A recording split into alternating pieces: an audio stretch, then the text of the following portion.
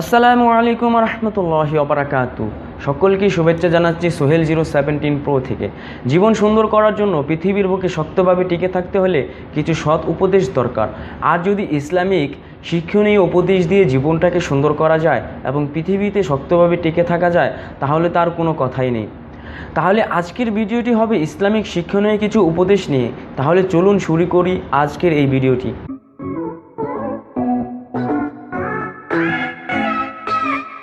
কথার লোভী ব্যক্তি কখনো শান্তি পায় না।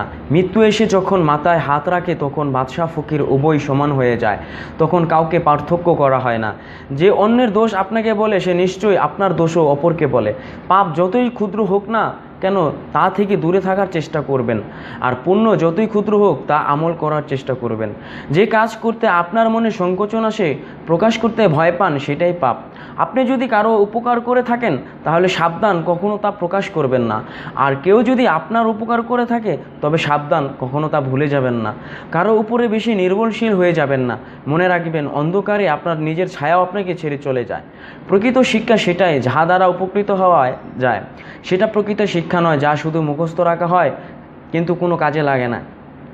শক্তির দ্বারা যে আনুগত্য লাভ হয় তা ক্ষণস্থায়ী, আর ভালোবাসার মাধ্যমে যে আনুগত্য অর্জিত হয় তাই চিরস্থায়ী থাকে। আপনি যখন কোনো দুর্বলের উপর হাত ওঠান তখন এই কথা বলে যান কেন যে এই মানুষটিকে যিনি সৃষ্টি করেছেন তিনি আপনার চেয়ে অনেক বেশি ক্ষমতার অধিকারী। আপনার চিন্তাগুলোকে বিশুদ্ধ পানির চেয়ে পরিষ্কার রাখুন। বিন্দু বিন্দু পানির কণা যেমন সমুদ্র তৈরি করে, তেমনিভাবে আপনার চিন্তাগুলো তৈরি করে আপনার চরিত্র, আপনার বিশ্বাসকে। টাকার গরমে যে ব্যক্তি অহংকার করে তার সামনে অহংকার করাই বিনয়। মানুষ কি বলে সেটা নিয়ে চিন্তিত হবেন না, এসব ভেবে ভেঙে পড়বেন না। আপনি আপনার পথে অটল থাকুন। নিজেকে এমনভাবে গড়ে তুলুন যেন মানুষ আপনার মুখাপেক্ষী হয়ে আপনার কাছে ছুটে আসে। দুনিয়ার জীবনে আখিরাতের জন্য বিক্রি করলে আপনি দুই জীবনের জন্য জয়ী হবেন। আখিরাতের জীবনকে দুনিয়ার জন্য বিক্রি করলে আপনি দুই জীবনেই পরাজিত হবেন।